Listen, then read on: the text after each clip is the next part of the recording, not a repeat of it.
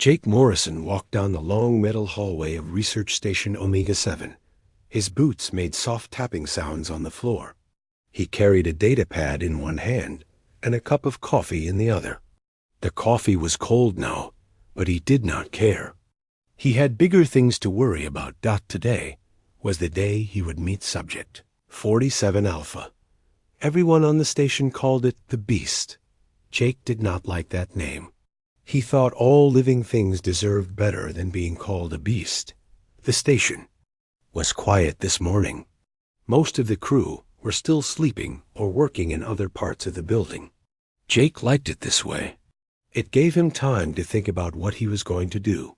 3 days ago, Commander Vexstar had called him into his office. The commander was a tall alien with blue skin and forearms. He always looked serious, but that day he looked worried too. "Morrison," the commander had said, "I have a job for you. It is not going to be easy." Jake had sat down in the chair across from the commander's desk. "What kind of job, sir?" "We have a creature. It came from a dead planet called Zirion Prime. We found it 6 months ago. Since then, 3 of our best researchers have been hurt trying to study it." Jake had leaned forward. "What kind of creature?" "Something we have never seen before. It is big, strong, and dangerous. It has claws that can cut through metal. It can also do things with its mind. Telepathic things. Dr. Korvac still has headaches from when it attacked his thoughts." "Why do you want me to work with it?" Commander Vexstar had looked uncomfortable. "Because humans are different. You see things other species do not see. Maybe you can figure out how to work with this creature without getting hurt." Now Jake was walking toward the containment area. He had spent the last 3 days reading every report about Subject 47 Alpha. The creature was 8 feet tall. It had scales that changed color. Its claws were 6 inches long. It could speak to minds without using words. Every time someone got close to it, the creature became angry and violent. But Jake had noticed something in the reports. The creature only attacked when people came too close too fast. It never hurt anyone who stayed far away. Maybe it was not mean. Maybe it was just scared. Jake reached the containment area. Dr. Zara Veleneth was waiting for him. She was from a species called the Altarians. They were known for being very smart and very logical. Dr. Veleneth had been studying Subject 47 Alpha since it arrived. "You are making a mistake, Morrison," she said without saying hello. "This creature is too dangerous for your methods." "What methods?" Jake asked. "Human methods. You get too close to things. You care too much. That will get you killed with this creature." Jake looked through the thick glass window into the containment room. The room was big and empty. There was a food dispenser on one wall and a water fountain on another. In the far corner, he saw Subject 47 Alpha. The creature was huge. Its scales were dark gray, almost black. It sat with its back against the wall, watching the door. Its eyes were large and green. They looked intelligent. They also looked sad. "How long has it been sitting like that?" Jake asked. "Most of the time," Dr. Veleneth replied. "It only moves to eat or drink. Sometimes it makes sounds, loud sounds. We think it is trying to communicate, but we cannot understand what it wants." To say, Jake watched the creature for a long time. It did not move. It just sat there, staring at nothing. Jake had seen that look before. He had worked with animals on Earth that had been hurt or abandoned. They got that same look when they had given up hope. "I want to go inside," Jake said. "Absolutely not," Dr. Veleneth replied quickly. "The safety protocols are clear. No one goes inside without full protective gear and at least 2 guards. The protective gear will scare it more, and the guards will make it think we are here to hurt it. We are here to study it, not to be its friend." Jake turned to look at Dr. Veleneth. "Maybe that is the problem. Maybe it needs a friend more than it needs to be studied. Double quotes. Dr. Veleneth shook her head. Humans. You always think with your emotions instead of your brains. This creature has hurt people. It is dangerous. So are humans when they are scared and alone. Jake looked back through the window. The creature had not moved, but its scales had changed color slightly. They were now dark blue instead of black. Jake wondered what that meant. I am going to try something different, he said. What? I am going to treat it like a person instead of a thing. Jake walked to the control panel next to the door. He pressed the button that opened the communication system. This would let him talk to the creature without going inside. Hello, he said in a soft voice. The creature's head turned toward the speaker in the wall. Its scales shifted to a lighter blue color. My name is Jake. I am here to help you. The creature stood up. It was even bigger than Jake had thought. But it did not look angry. It looked curious. Jake continued talking. I know you have been alone for a long time. I know people have hurt you. I am not going to hurt you. The creature walked closer to the glass window. Its scales were now green and yellow. Jake could see its face clearly now. It did not look like a monster. It looked like someone who had been alone for too long. Can you understand me? Jake asked. The creature tilted its head to one side. Then it made a sound. It was not a roar or a growl. It was softer than that. Almost like it was trying to copy the way Jake spoke. You can understand, Jake said with a smile. That is good. That is very good. Dr. Veleneth was writing notes on her datapad.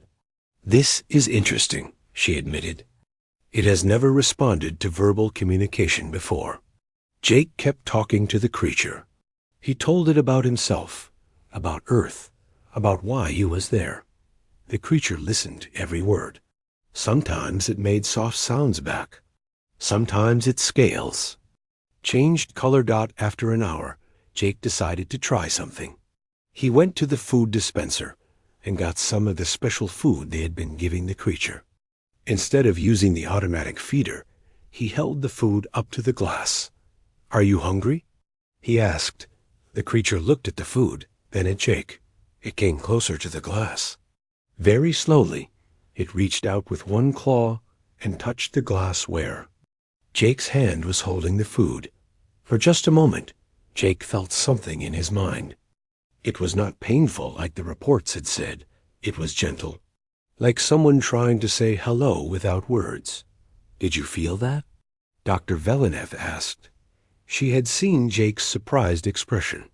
Yes, Jake said, but it did not hurt. It was friendly. The creature pulled its claw back and stepped away from the glass. Its scales were now bright yellow and orange. Jake thought those might be happy colors. I think it was trying to thank me, Jake said. Impossible. It is not capable of complex emotions. Jake looked at the creature again. It was still watching him. Its green eyes seemed to be full of hope now, instead of sadness. I think we have been wrong about this creature, Jake said. I think it is not dangerous. I think it is just lonely. One? Conversation does not prove anything, Morrison. Maybe not. But it is a start. Jake spent the rest of the day talking to the creature. By the end of his shift, the creature would come to the glass whenever Jake spoke. Its scales stayed bright. Colors the whole time. It even started making sounds that seemed like it was trying to copy Jake's words. When Jake left that evening, he had made a decision. Tomorrow, he was going to ask Commander Vextar for permission to enter the containment room. He believed that the creature was not a monster. He believed it was someone who needed help. He just hoped he was right.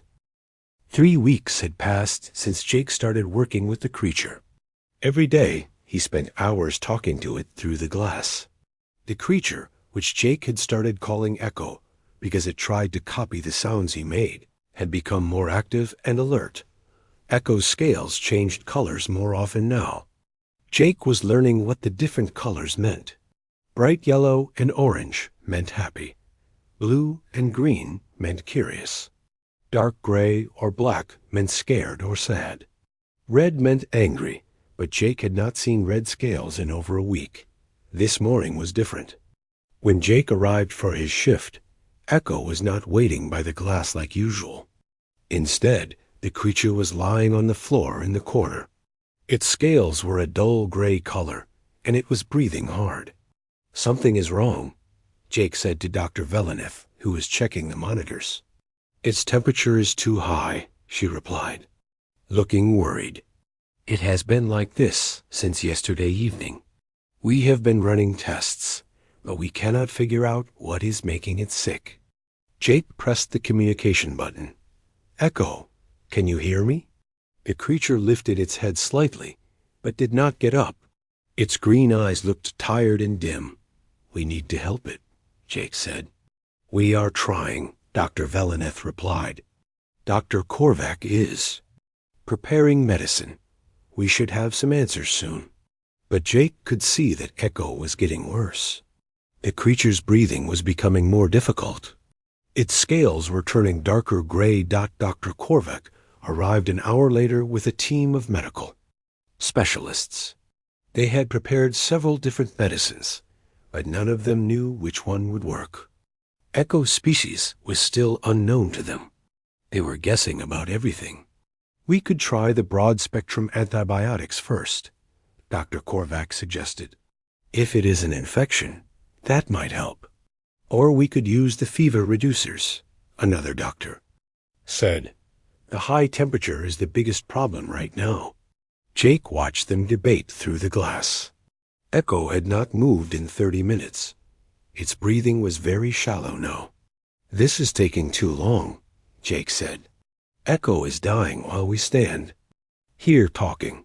"We cannot just give it random medicine," Dr. Korvac replied. "We might make it worse. It is already getting worse." Jake looked at Echo again. The creature's scales were now almost black. That was the darkest color Jake had ever seen them. He knew it meant Echo was in pain and very scared. "I want to go." "Inside?" Jake said. Everyone turned to look at him. Dr. Veleneth shook her head immediately. "No, the creature is sick. It might be more dangerous now. It might not recognize you. It needs someone with it. Look at it. It is alone and scared." Commander Vextar had arrived and heard the last part of the conversation.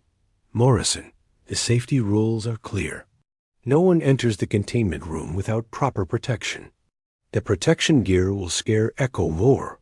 And right now, being scared might kill it."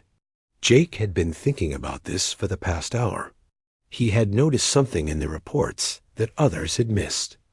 Every time Echo got upset or angry, its temperature went up. When it was calm and happy, its temperature was normal. Maybe the sickness was not caused by a virus or bacteria. Maybe it was caused by stress and fear. "I think Echo is dying because it feels alone," Jake said. "I think it needs someone to be with it, someone it trusts." "That is not how medicine works," Dr. Korvac said. "Emotions do not cause fevers. Maybe they do for Echo's species. We do not know anything about how their bodies work. We have been guessing about everything else. Why not guess about this?" Jake looked through the glass again. Echo had closed its eyes. Its chest was barely moving up and down. "Please," Jake said, "let me try. If I am wrong, you can pull me out. But if I am right, I might be able to save Echo's life." Commander Vextar was quiet for a long moment. He looked at the monitors, then at Echo, then at Jake. 5 minutes, he said finally. "If the creature's condition gets worse, you come out immediately." "Sir, this is against all protocols," Dr. Veleneth protested. "So is letting a research subject die when we might be able to save it." Jake did not wait for anyone to change their mind. He went to the door and entered the code that would open it. The door slid open with a soft hissing sound. The containment room was bigger than it looked.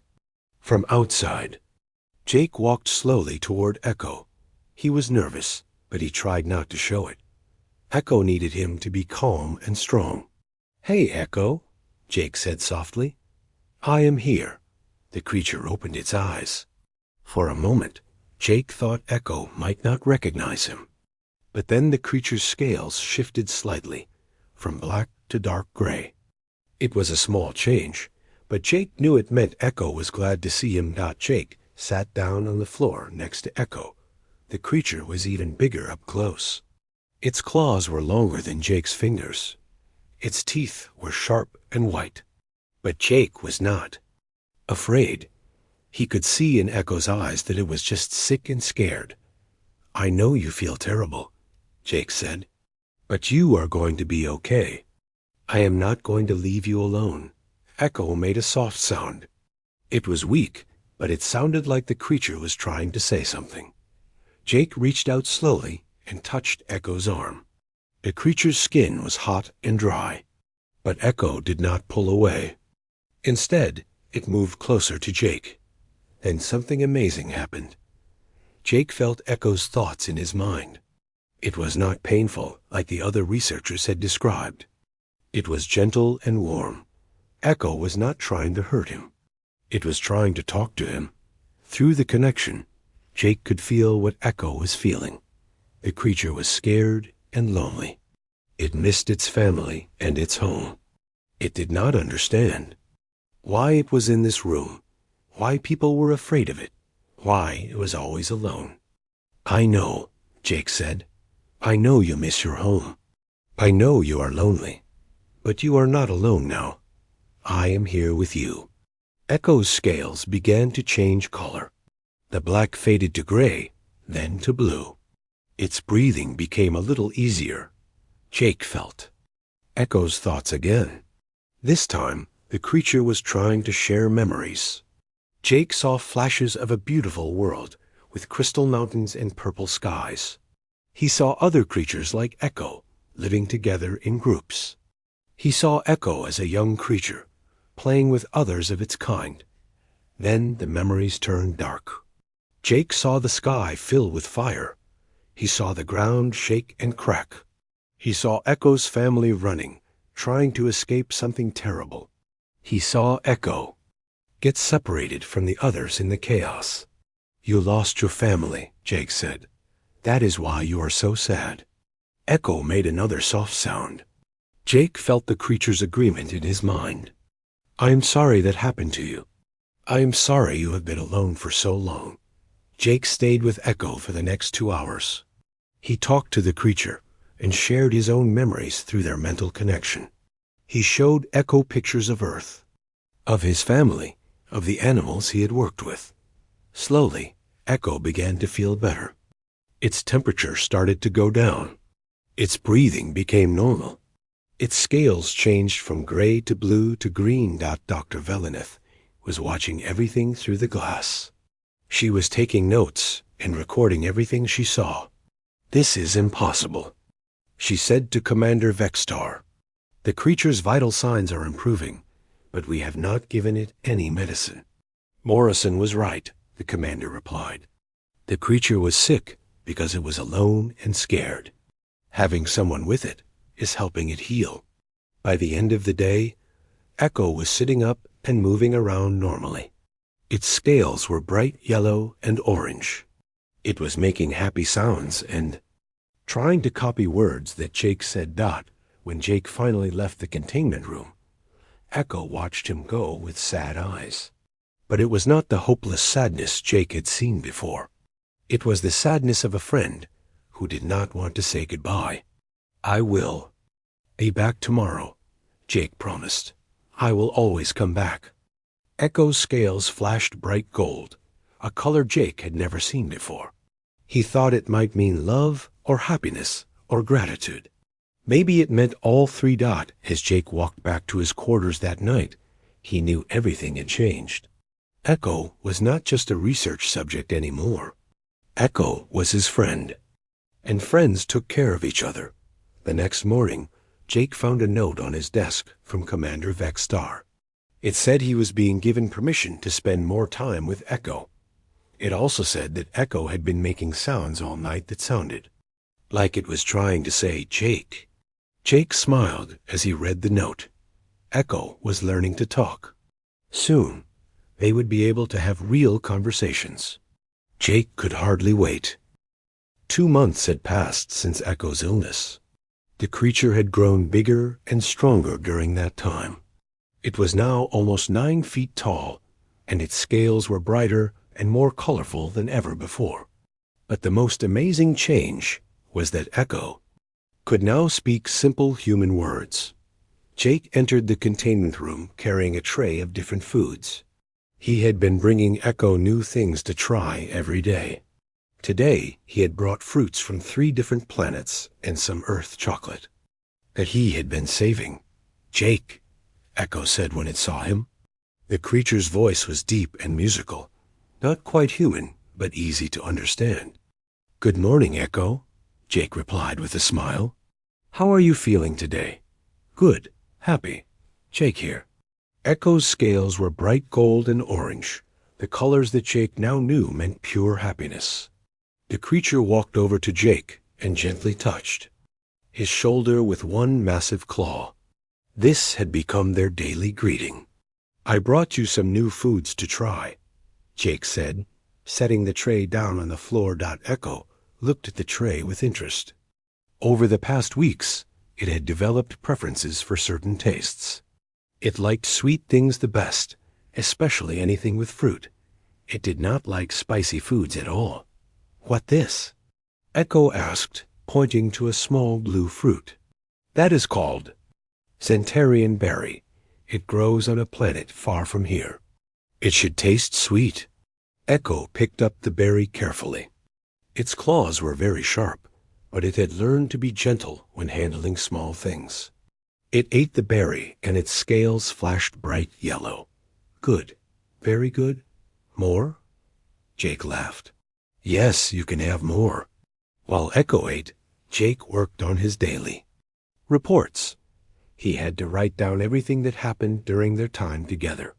The reports were sent to scientists all over the galaxy who were trying to learn about Echo's species. But today, something was different. Dr. Lisa Chung, a human psychologist, was watching them through the glass. She had arrived on the station 3 days ago to study the relationship between Jake and Echo. After an hour, Dr. Chun entered the containment room. Jake had told Echo that she was coming, so the creature was not frightened. But Echo stayed close to Jake, watching the newcomer carefully. Hello, Echo, Dr. Chun said in a friendly voice. Echo looked at Jake before answering. Hello, it said quietly. Dr. Chun is here to help us understand how you learn and think, Jake explained. She good? Echo asked. Yes, she is good. She is my friend. That seemed to make Echo feel better. Its scales shifted to a lighter blue color, which meant it was curious, but not worried. Dr. Chun spent the next hour asking Echo questions and watching how it interacted with Jake. She was amazed by how much the creature had learned and how strong its bond with Jake had become. This is remarkable, she told Jake later. Echo's language development is incredibly fast, and the way it looks to you for approval and protection is exactly like a child with a parent. I have noticed that too, Jake said. Sometimes I feel more like Echo's father than its researcher. That might be exactly what you are. Dr. Chun explained that Echo's species might naturally form family bonds with other creatures. On its home planet, young creatures probably stayed with their parents for many years, learning and growing under their protection. Echo sees you as its parent, she said, and you have been acting like one, whether you realize it or not. Jake thought about this. It was true that he felt protective of Echo. When other people talked about studying the creature or moving it to different facilities, Jake felt upset and worried. He wanted to keep Echo safe and happy. The next day, something happened that proved Dr. Chun was right. Jake was in the containment room with Echo when alarms started going off throughout the station. Commander Vextar's voice came over the communication system. All personnel report to emergency stations. We have visitors. Through the small window in the containment room, Jake could see ships approaching the station. They were black and covered with weapons. Jake recognized them from his training. They were Vraxian trading ships. The Vraxians were known throughout the galaxy as aggressive traders who would buy and sell anything for the right price.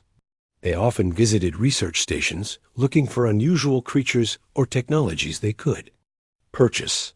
"What happening?" Echo asked. Its scales had turned dark blue with worry. "Some traders have come to visit the station," Jake said, trying to sound calm. "It is probably nothing to worry about." But Jake was worried. He had heard stories about Vraxians buying dangerous creatures for their private fighting arenas. If they learned about Echo, they might try to purchase it. 20 minutes later, Commander Vextar came to the containment area with 3 Vraxian traders. The Vraxians were tall and thin, with gray skin and sharp teeth. They wore expensive clothes and carried weapons on their belts. "This is Subject 47 Alpha," Commander Vextar said, gesturing toward the containment room. The lead Vraxian looked through the glass at Echo, and his eyes widened with interest. "Magnificent," he said in a harsh voice. "How much do you want for?" It is not for sale," Commander Vextar replied firmly. "Everything is for sale at the right price. We could offer you 50,000 credits." Jake felt sick. These traders wanted to buy Echo like it was a thing instead of a person. Echo sensed that something was wrong. The creature looked at the Vraxians through the glass, and its scales immediately turned red. It had never shown red scales to Jake, but it showed them to the Vraxians. "Dangerous," Echo said quietly to Jake. "Bad people." The Vraxians noticed Echo's reaction. "It has good instincts," the leader said with a nasty smile. "It knows we are predators. That will make it fight harder in the arena." "I said is not." "For sale," Commander Vextar repeated. 100,000 credits. Jake could not stay quiet anymore. Echo is not a thing you can buy and sell. It is a person. The Vraxians laughed. "Humans," the leader said. "You always think animals are people. This creature is valuable because it is dangerous. Our customers pay good money to see dangerous creatures fight." Echo's scales turned darker red. The creature stepped forward and placed both hands on the vial. Glass. Jake felt Echo's anger through their mental connection. But it was not just anger at the Vraxians. Echo was angry because these strangers wanted to take it away from Jake. Suddenly, Echo let out a sound unlike any Jake had heard before. It was loud and deep, and seemed to shake the walls of the station. The sound was filled with Echo's telepathic power, and all 3 Vraxians staggered backward with pain. "What was that?" the leader gasped, holding his head. "A warning," Jake said. "Echo does not like you." Echo's scales were now bright red with streaks of black. The creature looked bigger and more dangerous than Jake had ever seen it. But when Echo looked at Jake, the red faded slightly. "Jake stay?" Echo asked. "Yes, I'm staying right here." "They take Echo?" "No one is taking you anywhere." Commander Vextar stepped between the Vraxians and the glass. "I think you should leave now." The lead Vraxian looked angry, but he was also clearly frightened of Echo's power. "This is not over," he said. "The hegemony will hear about this creature. They pay even better than we do." After the Vraxians left, Echo's scales slowly returned to normal colors. But the creature stayed close to Jake for the rest of the day. "They won't hurt Echo?" the creature asked. "They wanted to take you away and make you fight other creatures for entertainment." "Echo no fight. Echo stay with Jake." "Yes, you stay with me." That evening, Dr. Chun came to talk with Jake. "What happened today was very significant," she said. Echo's protective response was not just about its own safety. It was protecting you too. What do you mean? Echo sees you as family. When knows? Traders threatened to take it away. Echo was not just afraid for itself. It was afraid of being separated from you. That is why its reaction was so strong. Jake looked through the glass at Echo. The creature was sitting quietly, but its scales kept flashing different colors as it processed what had happened. Echo called me something new today, Jake said. What? It called me Dad. Dr. Chun smiled. That confirms what I suspected. Echo has bonded with you as a parent figure. In its mind, you are not just its caretaker. You are its father. Jake felt a warm feeling in his chest. He had grown to love Echo like family too. The idea that Echo saw him as a father made him happy and proud. What does that mean for the research? Jake asked. It means we are studying something much more important than we thought. We are not just learning about Echo's species. We are learning about how different species can form family bonds across biological barriers. That night, Jake stayed late. In the containment room, Echo curled up near him, its scales a soft, peaceful blue color. Jake, Echo said quietly. Yes? Echo loved Jake. Jake felt tears in his eyes. I love you too, Echo. As Echo fell asleep, Jake made a promise to himself. No matter what happened, he would not let anyone take Echo away or hurt it. Echo was not just a research subject anymore. Echo was his child, and he would protect it like any parent would protect their family. 1 week after the Vraxian traders left, everything changed. Jake was teaching Echo new words when Commander Vextar rushed into the containment area. His blue face was darker than usual, which meant he was very worried. Morrison, we have a problem, the commander said. The Galactic Science Council is coming for an inspection. They will be here in 2 hours. Jake felt his stomach drop. The Galactic Science Council was the most powerful group of scientists in the galaxy. They made all the rules about research. If they did not like what they saw, they could shut down the entire project. Why are they coming? Jake asked.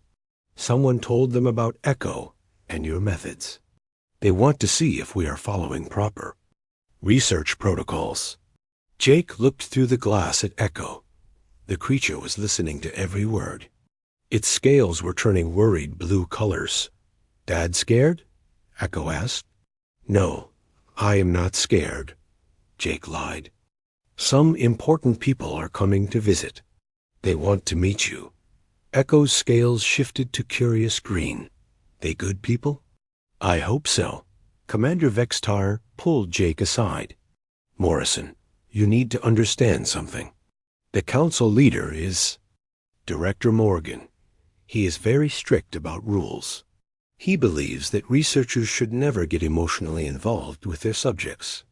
But my relationship with Echo is what made the research successful. I know that. But Director Morgan will not see it that way. He will want to separate you from Echo immediately. Jake felt panic rising in his chest. They cannot do that. Echo needs me. I am his family. To them, Echo is not a person. It is a research subject, and research subjects should not have emotional attachments to their handlers. Echo was watching them talk. Even through the glass, the creature could sense that something was wrong. Its scales were getting darker. What happening? Echo called. Out. Jake went back to the communication button. Some people are coming to visit. They might want to change how we do things here. They take Echo away from Dad? Jake's heart broke at the fear in Echo's voice. I will not let happen. But even as he said it, Jake was not sure he could keep that promise. 2 hours later, the Galactic Science Council arrived. There were 5 of them, all from different species. Director Morgan was a centaurian with 4 legs and a long neck. He had cold, calculating eyes that missed nothing. Show us this creature, Director Morgan said. Without any greeting, Commander Vextar led them to the containment area. When Echo saw the group of strangers, its scales immediately turned red. The creature moved to the back corner of the room and watched them carefully. "Interesting coloration," Director Morgan said, making notes on his datapad. "What triggers the color changes?" "Emotions," Dr. Velineth replied. "The creature's scales reflect its emotional state." "And what emotion does red indicate? Anger or fear?" "So the creature sees us as a threat. Good. That means its survival instincts are intact." Jake did not like the way Director Morgan talked about Echo. He spoke like Echo was just an animal instead of an intelligent being. "Echo is not just reacting on instinct," Jake said. "It understands that you are strangers, and it does not trust you yet." Director Morgan turned to look at Jake. "You speak as if this creature has complex reasoning abilities." "Because it does. Echo can speak, learn, and form emotional bonds. It is as intelligent as any person in this room." "Ridiculous. You have clearly become too emotionally attached to maintain scientific objectivity." Director Morgan walked closer to the glass. Echo's scales turned darker red, and the creature let out a low, warning sound. "See? It is simply a dangerous animal reacting to perceived threats. It is protecting itself," Jake said. "Any intelligent being would do the same." "Dr. Morrison," Director Morgan said, "you will step away from this project immediately. Your emotional involvement has compromised your judgment." "No," Jake said firmly. "Echo needs me. The creature needs proper scientific study, not coddling from a sentimental human." Echo had been listening to the entire conversation. The creature's scales were now almost black with red streaks. It pressed against the glass and called out, "Dad, Dad, stay." Everyone turned to stare at Echo. The creature had never spoken in front of strangers before. "Did it just call you Dad?" Director Morgan asked. "Yes," Jake said. "Echo sees me as its parent. That is how its species forms social bonds. This is exactly the problem. You have allowed the creature to become emotionally dependent on you. This invalidates any research data. It does not invalidate anything. It proves that Echo's species is capable of forming complex relationships." Director Morgan made more notes. "The creature will be transferred to a secure facility where it can be studied properly. You will have no further contact with it." "No!" Echo roared from inside the containment room. The sound was so loud and filled with such telepathic power that everyone in the room staggered. Director Morgan dropped his datapad. "What was that?" "Echo's telepathic abilities," Dr. Velineth explained. "They become stronger when it is upset." Echo pressed both hands against the glass and stared directly at Director Morgan. The creature's scales were now completely black, except for bright red streaks that pulsed like fire. "You no take Dad," Echo said, its voice deeper and more threatening than Jake had ever heard it. "This creature is dangerous," Director Morgan said, backing away from the glass. "It should be contained in maximum security." "Echo is not dangerous," Jake said. "It is scared. You are threatening to take away the only family it has. It is a research subject, not a family member. Try telling Echo that." Echo began making a sound that was part roar and part something else. Jake felt the creature's emotions through their mental connection. Echo was not just angry, it was heartbroken. The creature thought these strangers were going to take Jake away forever. Sound Echo was making grew louder. The lights in the room began to flicker. Equipment started to shake. "Its telepathic abilities are affecting the station's systems," Dr. Velineth said, checking her instruments. "Dad," Echo called desperately. "Help, Dad." Jake could not stand it anymore. He ran to the containment room door and entered his access. "Code, Morrison, stop!" Director Morgan shouted, but Jake was already inside the room. Echo immediately rushed to him and wrapped its massive arms around him in a protective hug. The creature's scales gradually shifted from black to dark blue as it felt Jake's presence. "I am here," Jake said. "I am not going anywhere. They take Dad away? They want to, but I will not let them." Echo's telepathic abilities were still active. Jake could feel the creature's thoughts more clearly than ever before. Echo was not just afraid of losing Jake. It was afraid of being alone again. It remembered the loneliness and sadness of its first months on the station. The idea of going back to that emptiness terrified it. "I know," Jake said. "I understand. But you are not alone anymore. You will never be alone again." Through the glass, Jake could see Director Morgan talking urgently with Commander Vextar. He could not hear what they were saying, but he could guess. They were probably discussing how to remove him from the room and separate him from Echo Doctor. Sean had arrived and was also watching through the glass. She was taking notes and recording everything.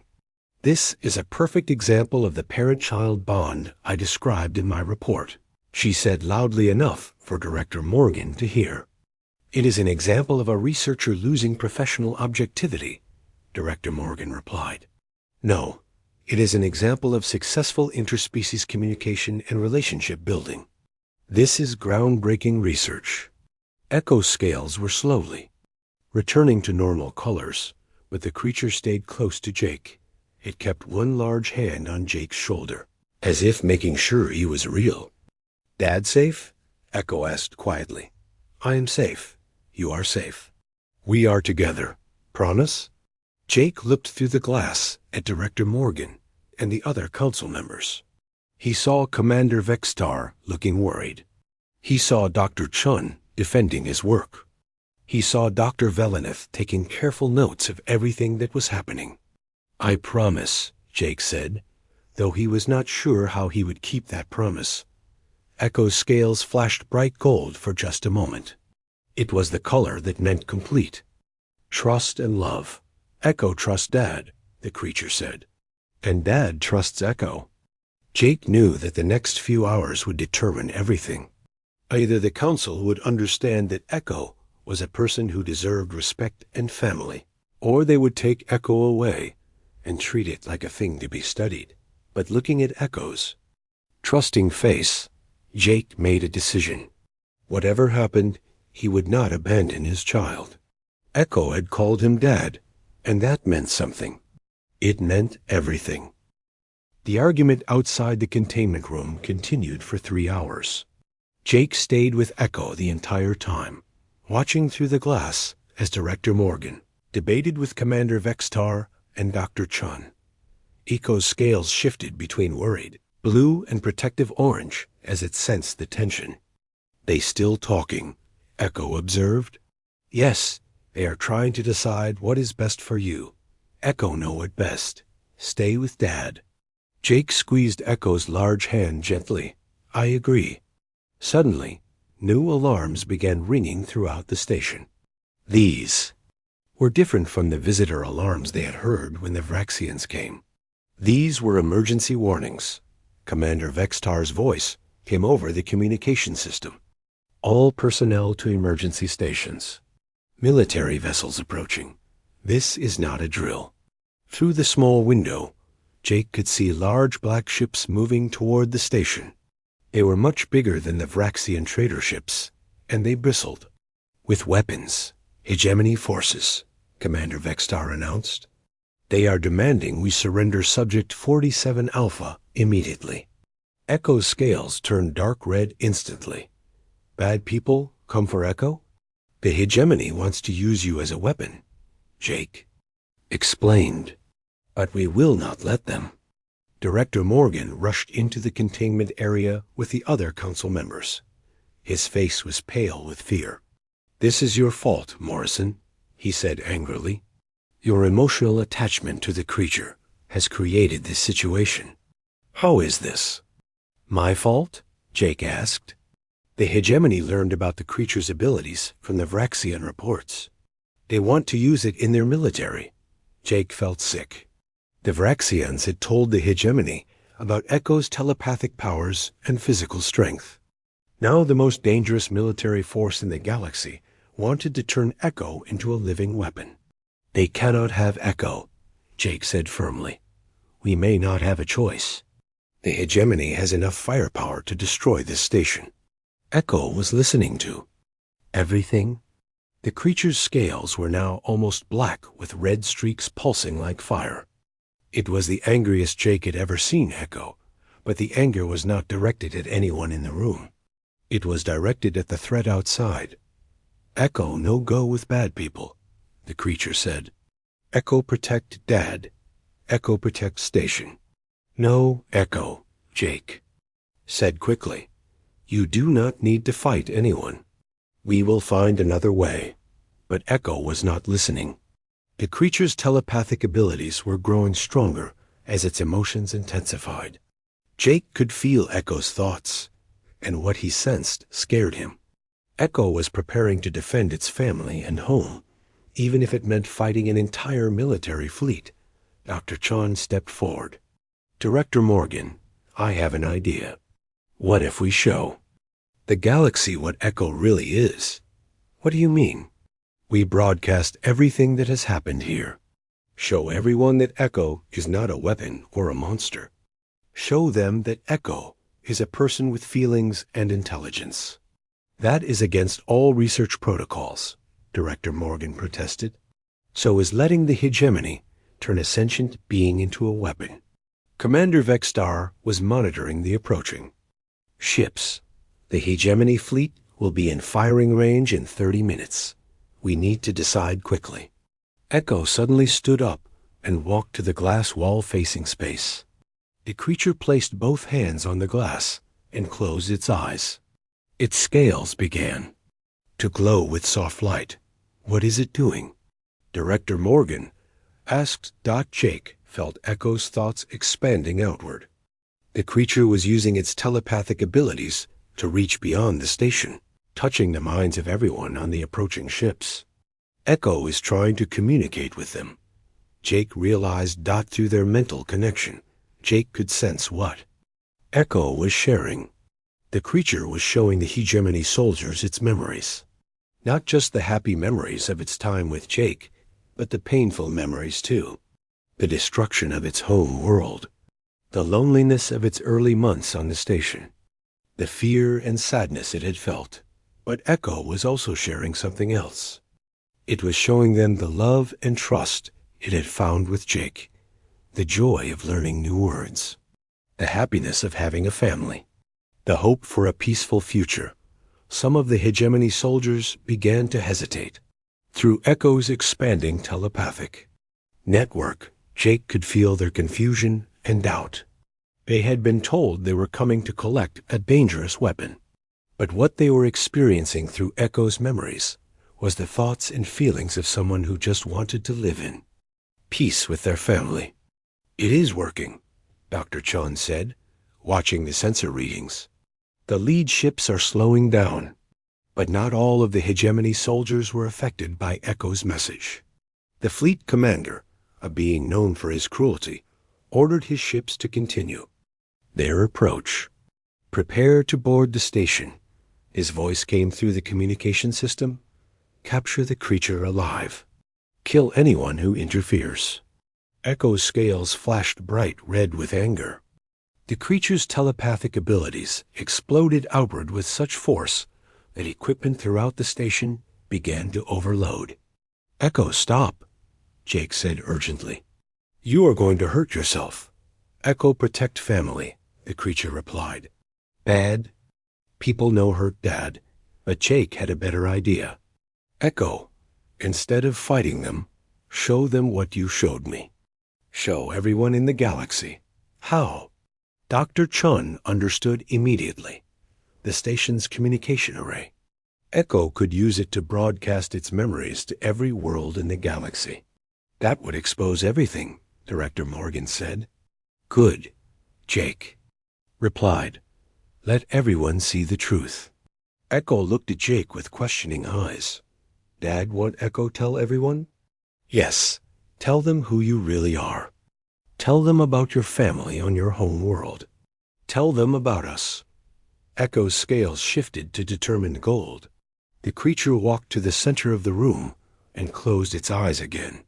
This time, instead of directing its telepathic abilities at the approaching ships, Echo reached out to the station's communication systems. Throughout the galaxy, on thousands of worlds and stations, screens flickered to life. Beings of dozens of species suddenly found themselves experiencing Echo's memories directly. They saw Zarian Prime as it had been before its destruction. A beautiful world with crystal cities and purple skies, where Echo's people lived in harmony with nature. They saw Echo as a young creature, playing with its siblings and learning from its parents. Then they experienced the terror of the planet's destruction, the earthquakes and fires that tore the world apart. Echo's desperate search for its family. In the chaos, the loneliness of being the only survivor, but the memories did not end there. They saw Echo's arrival at the research station, the fear and isolation of its early months. Then Jake's arrival and everything that followed. The slow building of trust. The first words, the illness and recovery. The growing bond of love and family. By the time Echo finished sharing its story, half the galaxy was in tears. The response was immediate. Messages poured in from across the galaxy, demanding that Echo be protected. Government leaders condemned the hegemony's attempt to capture a peaceful being. Even some of the hegemony's own soldiers refused to continue the mission. The fleet commander found himself facing a mutiny. His own crew, having experienced Echo's memories, would not participate in capturing the creature. "This is Admiral Kane of the Hegemony Fleet," came a new voice over the communication system. "We are withdrawing. The mission is canceled." Echo's scales flashed bright gold as it felt the danger passing. The creature walked back to Jake and wrapped him in a gentle hug. "Safe now?" Echo asked. "Yes, we are safe now." Director Morgan stood quietly for a long moment and walked to the containment room door. "Morrison, you may come out now." "Both of you?" Jake looked surprised. "Both of us? The Galactic Science Council is creating a new classification for Echo species. They are officially recognized as sentient beings with full rights. Echo is no longer a research subject." "What does that mean?" "It means Echo gets to choose where to live and who to live with." Jake looked at Echo hopefully. "What do you want to do?" Echo's scales turned the brightest gold Jake had ever seen. "Echo wants to stay with Dad. Forever family." 6 months later, Jake and Echo lived in a new facility designed specifically for Echo's species. Other survivors had been found and rescued, each one paired with a human caregiver who could provide the emotional bonds they needed to heal and grow. Echo had become something of a celebrity throughout the galaxy, but it still preferred quiet times with Jake. The creature had learned to read human books and even tried writing poetry, though most of it was about how much it loved its dad. "Jake," Echo said one evening as they watched the sunset through their window. "Yes?" "Echo happy we family." Jake smiled and put his arm around Echo's massive shoulder. "Me too. You are the best son anyone could ask for." Echo's scales shimmered with warm golden light. In the distance, other creatures like Echo played with their human families, their scales bright with joy and contentment. The question that had started it all, "You let a human watch over that beast?" had become a joke throughout the galaxy. Everyone now knew that the beast was actually a gentle soul who just needed someone to love it. And everyone knew that sometimes the best way to understand someone is simply to treat them like family.